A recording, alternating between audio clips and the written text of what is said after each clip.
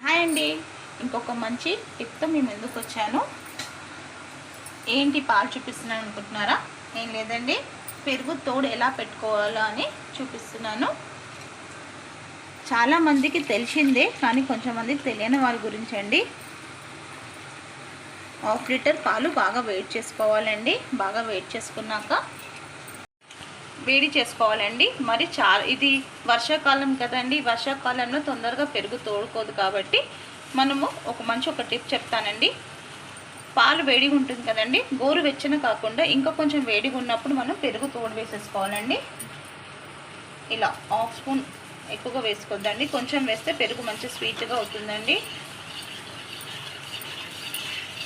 ఇలా పైకి కిందికి గిన్నెలో మార్చుకుంటూ పాలు పెరుగు వేసుకున్నాక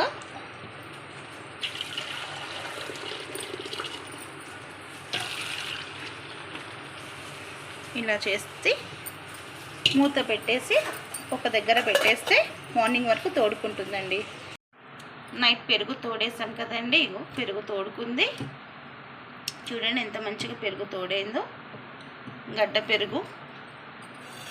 ఇలా మనం చలికాలంలో, వర్షాకాలంలో పాలు గోరువెచ్చగా ఉన్న ఇంకా వేడిగా ఉన్నప్పుడు పెరుగు తోడేసుకుంటే మంచిగా ఇలా అవుతుందండి. ఇంకా మీకు నచ్చినట్టయితే మీరు కూడా ఇలా ట్రై చేయండి.